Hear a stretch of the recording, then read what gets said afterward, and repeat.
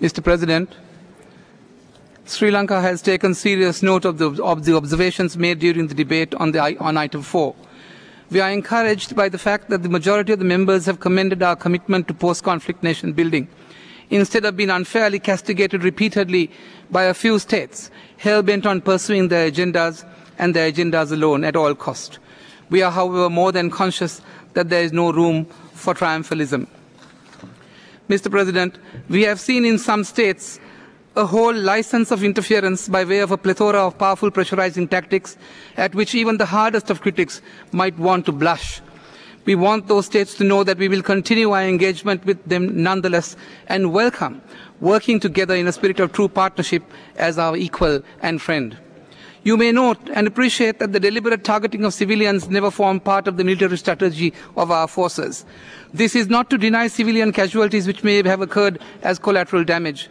This is not peculiar only to Sri Lanka. Such casualties do occur particularly when one party uses the civilians and civilian centres and establishments as a central part of its combat strategy.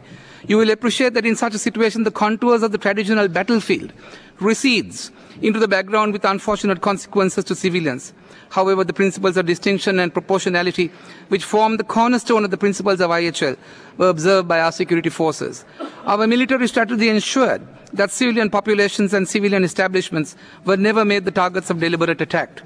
The commanders on the ground have been thoroughly trained in the requirements of international humanitarian law and its governing principles.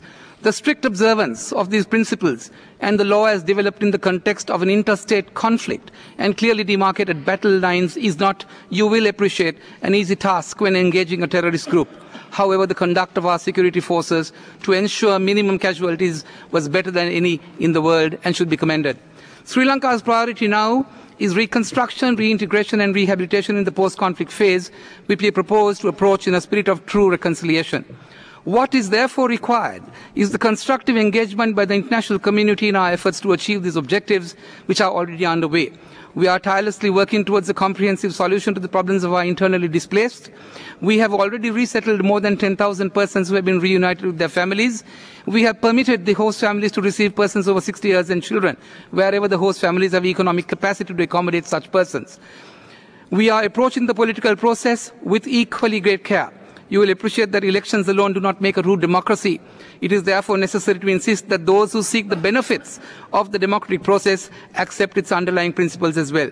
We are currently engaged in a program to restore our displaced population to their original habitats and livelihoods with the assistance of the international community. Isn't it then of paramount importance that we unconditionally support that process and not distract ourselves by indulging in counterproductive rhetoric, undue pressure, and posturing of other multifarious measures? To indulge in the latter would only make the domestic situation in Sri Lanka more difficult. It is therefore regrettable that the principle of majority intergovernmental decisions-making process does not appear to be fully appreciated by the EU. Are we then to pay lip service to these procedures that would be an academic? To give this